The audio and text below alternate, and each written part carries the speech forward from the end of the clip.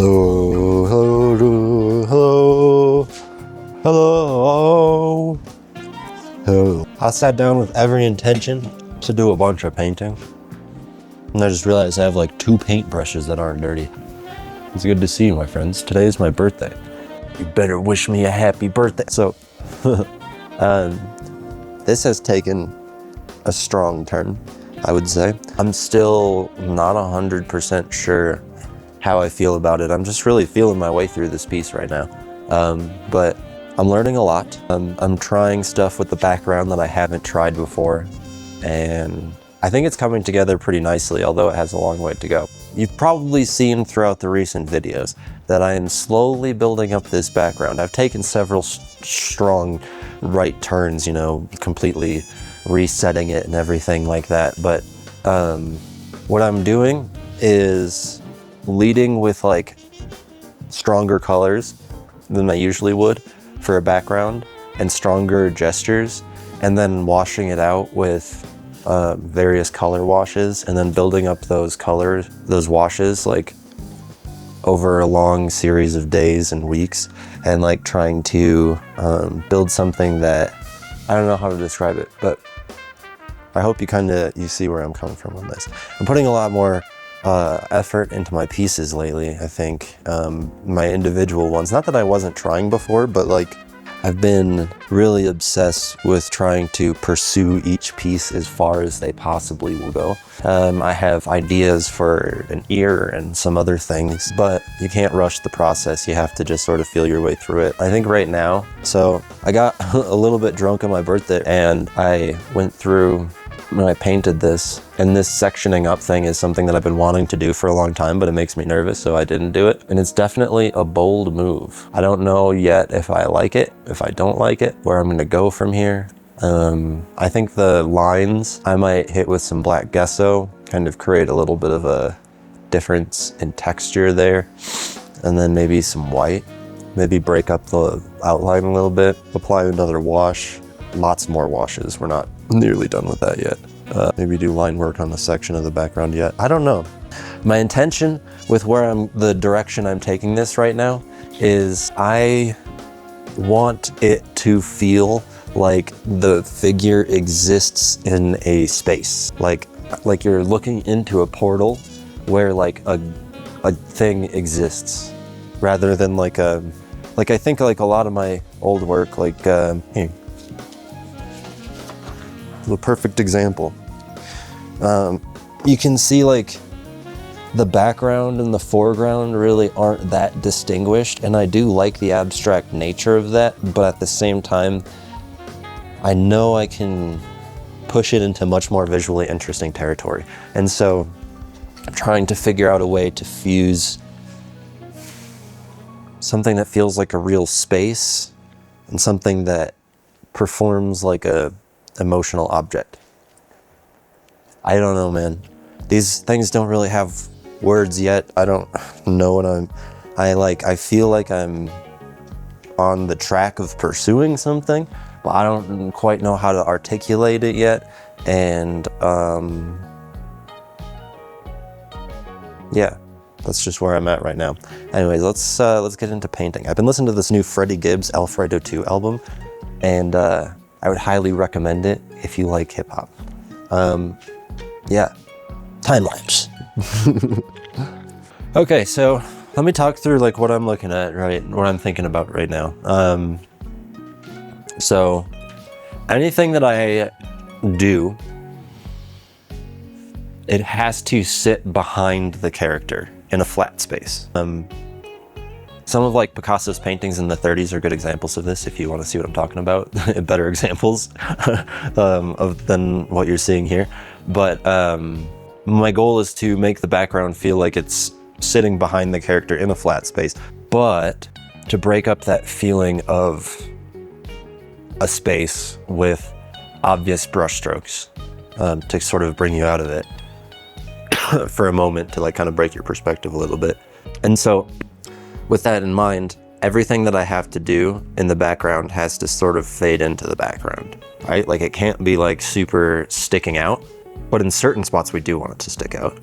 But everything that I do has to be able to fade into the background. So like if I did a grid or something on one of these sections, it has to look like it was part of the wall that exists behind the character. And if we look at like what exists here, I'm trying to somewhat abstract a paneled wall. So this would be kind of like the middle of the wall, like this middle line here. I have this image in my head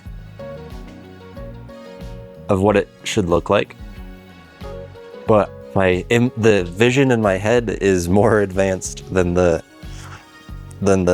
skills that I have. So I'm trying to figure out how I can do my best to do justice to that. And you know, that's why you practice, and years and repetitions make you a better artist and everything like that. Just trying to think of various ways that I can improve upon. I mean, I think the way that the thing that I'm pursuing right now is probably the best way on, for me at least. Anyways, that's where I'm at on this. I'm gonna be painting now.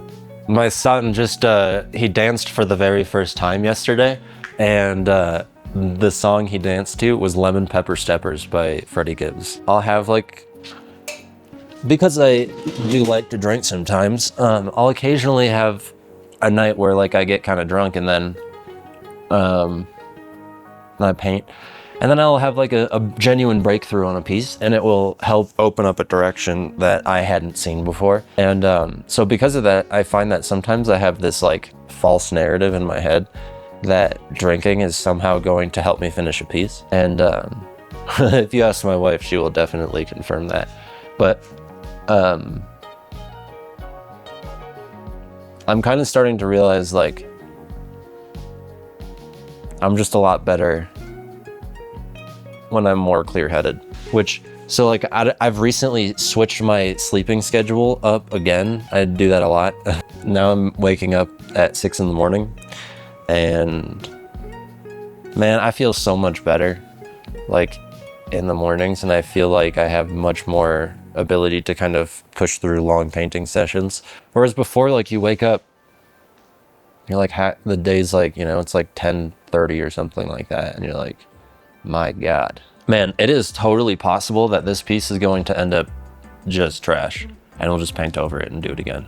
But I feel like I'm at a point in time where the most important thing is not producing a lot of finished pieces, but to learn as much as possible and improve my skills as much as possible. And so, I'm at this point right now where like, I'm not really rushing myself to finish a piece or to even like make the final product this incredible end result. My whole thing right now is just absolutely pursuing a rabbit hole on a piece as far as I can possibly go with it. And it might ruin it entirely. But in that, I will have learned a lot more than if I had just like kind of gotten it to where I thought it was okay and then stopped touching it. Because like, yeah, I'm just at a point right now where putting myself in as many unique situations as possible is very beneficial. And you can create all sorts of those in the process of finishing a piece versus having to like iterate and do a whole new thing in a whole new piece every time. Yeah. Hopefully it comes out cool. I still really like that last one that I finished. I hung it up in my living room, and sometimes I find myself just looking at it and I'm like, that was a wild piece. I don't know if I've mentioned this before, which I feel like I should mention it. That character in the middle, like that, the pockets vest idea, that was from a David Choe video. I can't remember exactly what the video was about, but he did a character that was pretty much exactly that, but had like just like a vest. And so I was like, what if I just tried to do my own version of that character? And so I did that, and that was like, if you watch the video, you'll see that there's a certain point where it is a guy with just a vest and arms and legs sticking out. And that's pretty similar to what he had made. But then I sort of pursued that into more my own direction. And yeah, I'm really happy with it. I'm really happy with it. But it's not an original character by any means. One thing I noticed about that painting that Picasso did, specifically the one that I'm referencing in my mind when I'm talking about this, is the Weeping Woman. I think it's 1934. One thing he does in that painting is the background also acts as a frame, but it's behind the character.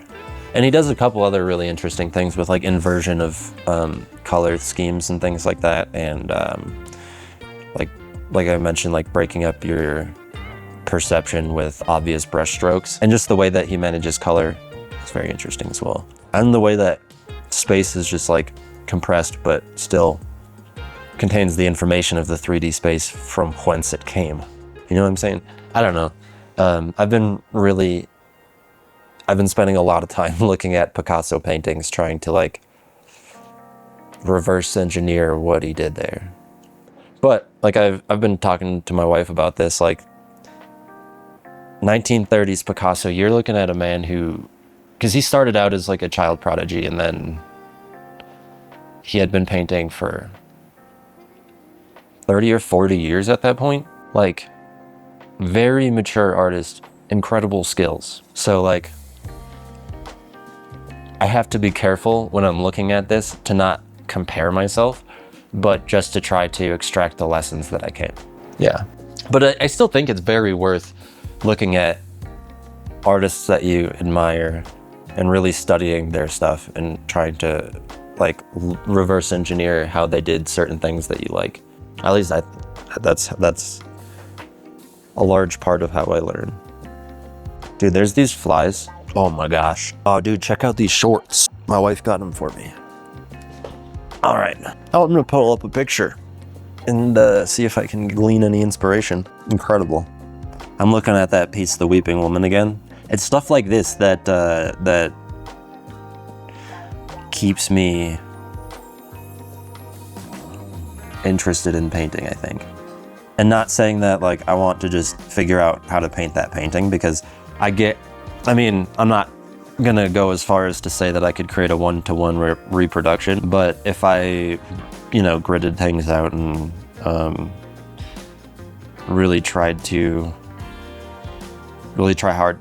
to copy, I could make something pretty similar. But what's harder is to look at it and then to absorb the methods used to arrive at the end result, and then to take those methods and absorb them into your own practice. That's the more valuable lesson, but it's also a lot harder to arrive there. It takes a lot more mental energy and time. But it's the only way worth learning. I mean, what are you gonna do? Just learn to copy people? What's that useful for? I guess maybe if it's like a hobby that you like to do and you just wanna make stuff that you can put on your walls that look like a thing that doesn't cost a lot of money, that makes sense. But if you're genuinely pursuing it, then why learn to copy something? Something that I struggle with sometimes is that art is one of those things where like I don't know that it's actually this way, but it feels like most people who do it seriously have been doing it since they were kids. And so when you start doing something later on in life, no matter how much you care about it and love it, I think a lot of people take offense to that somehow. And I can kind of get it, like if you've been into something for a really long time and then somebody just finds it and then gets absorbed into it. But at the end of the day, it's like, why do you care about what anybody else does? And I don't even know that saying that I struggle with that is the right, it's just that I try to remember to be respectful of that fact, because I want to make sure that I have proper reverence for the art form. You know what I'm saying? Like, I think that it is very important to pursue the direction that I am currently pursuing, because that is what's genuine to me. But at the same time, somebody who went down a traditional route is no less more capable of originality at the end of the day. And in fact, they might be better equipped. I did not have the time or money to go to art school.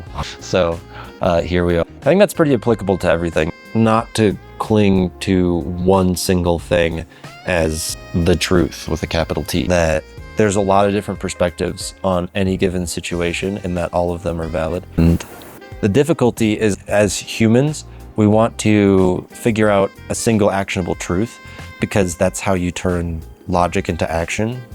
But in reality, when you look at things, nothing is as simple as it seems, and there's multiple perspectives on every single thing. And try not to get stuck in thinking about it too much. Sometimes you just have to make a decision, ultimately. I almost got one of those bastard flies. Been getting into the palette knives more. And it was a big week for my boy. Did his first painting, danced for the first time. That's not what I wanted it to look like. See, I don't know how I feel about this line, but when it dries, it might be better. And I can also bring things back together with painting over it. Again, this is all experimental. Okay, my friends, we've reached an interesting area, but to move further, I have to wait for this black gesso that I just applied as the lines to dry.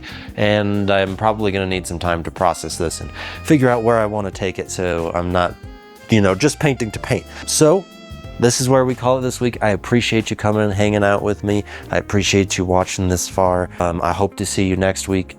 And yeah, peace.